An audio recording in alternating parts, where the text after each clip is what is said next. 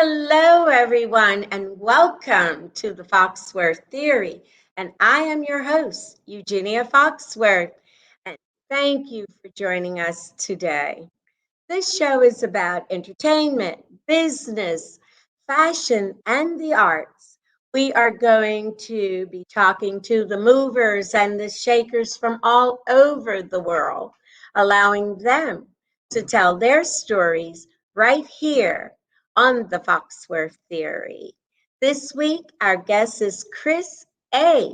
Matthews, an entrepreneur, a therapist, author, and clinical supervisor. Above all, he is an expert who knows how to fix relationships. With a single question, what does love have to do with it? Relationship. With years of practice, Chris gets to their heart of dating, marriage, divorce, romance, and yes, love. Chris A. Matthews, welcome to the show. Thanks for having me. It's a pleasure to be with you. So glad to be here. Thank you. Now let us begin. How did you begin fixing relationships of all types?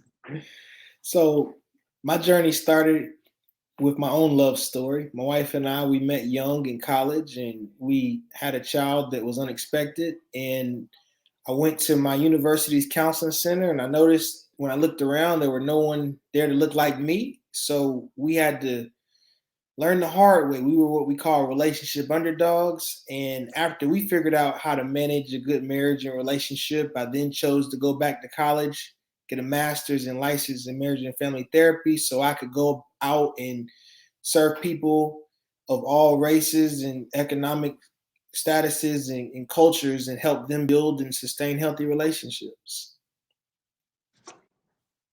I wish I'd met you, but it's too late for me. It's never too late to love, Considering right? that marriage rates are dropping, what is your prescription for divorce or separation? So when couples come into counseling, the goal may not be to come back together. It may be to co-parent. It may be to learn how to detach lives. And at the end of the day, there's really four feelings that I prescribe that we have to be mindful of in all relationships. And that's the ability to feel safe, heard, understood, and cared for by your partner. hmm And what are some specific issues faced by cross cultural and multiracial couples? So when you look at the African American community or the Black community, there's this stigma or this thing out that we think that people don't go to counseling or they don't need help. But that tide is changing. When you think of media figures like Beyonce and Jay-Z, or even the Obamas who've made couples counseling something that's part of their story, it's no longer unsafe to get help. It's no longer a sign of weakness to go get help for your relationship.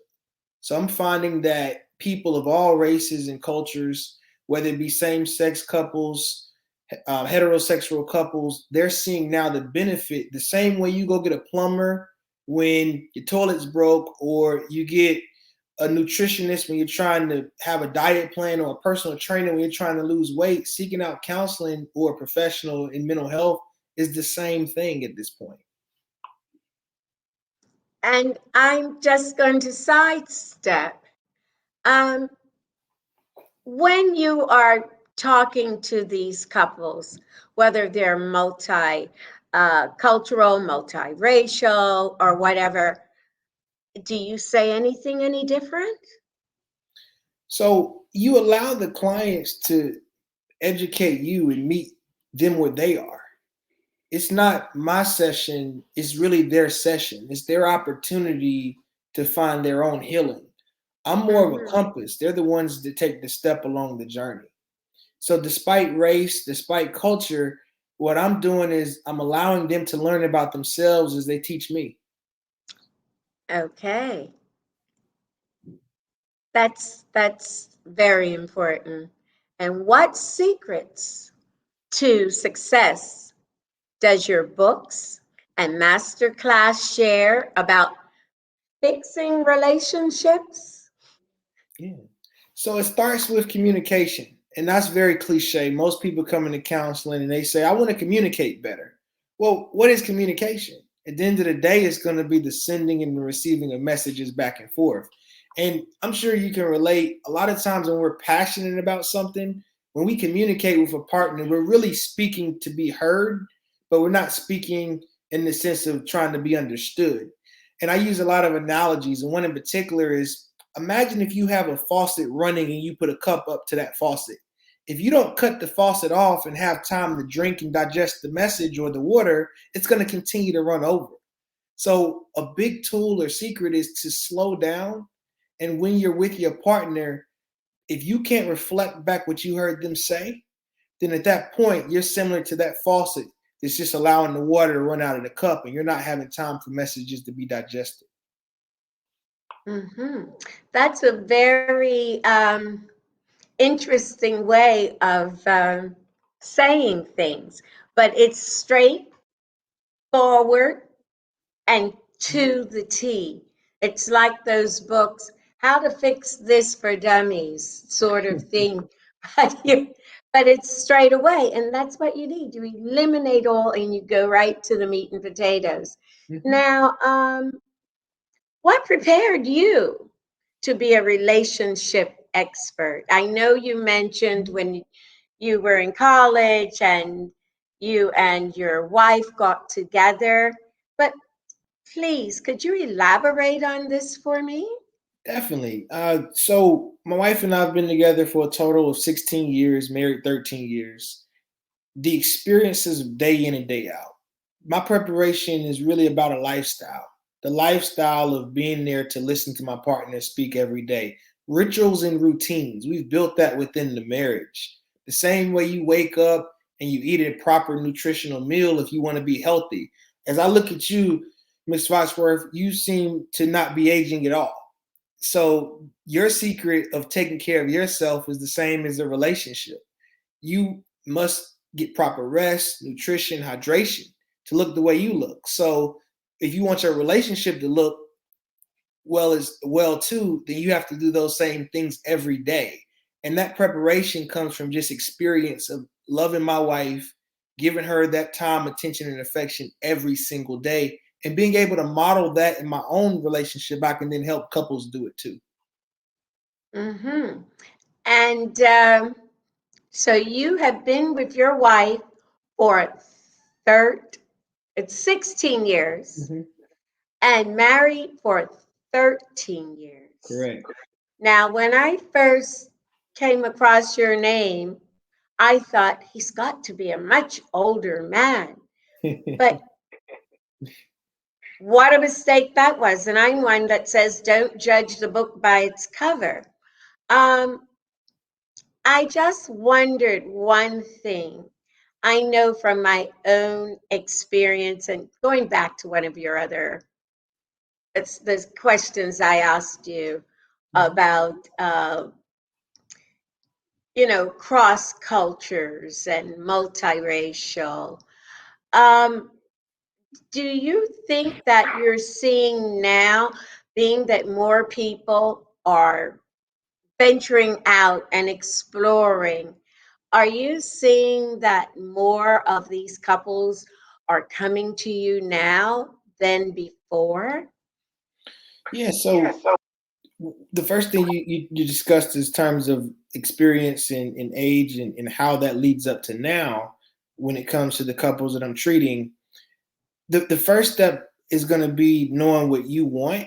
So the couples that are transitioning into different fads, whether it be, um, you know, I think you've heard now that open marriages are something a thing now, and all these different shapes that marriages are transitioning into. It's really about what you want. My wife and I, we were able to meet young. We met, early in college as teenagers because we knew what we wanted. I wasn't desiring to have multiple sex partners or people who I was just on dates with. I've wanted one person. So despite age, if you know what you want and you work toward that, you can achieve it. If we fast forward to couples now, what I'm finding are people don't take the time to know what they want first. So in order to love another person, you have to learn how to first love yourself. That Mhm. self-love is going to be the major antidote that allows you to love someone else. I write in my book that two negatives don't equal a positive like they do in math. If you got two people that don't know what they want, you're going to have a relationship with two people that don't know what they want. So making sure that in my line of work, I help couples, I help relationship partners identify what they want and establish those boundaries to protect those wants and needs. And then if that person that you're with can't get you what you want or doesn't know how or doesn't desire to learn how, at that point, then you have to be accountable to let that person go because your person is out there. What we do sometimes is we get caught up with the wrong person, and then we block room for the person that we're supposed to be with. And that is true. We always say,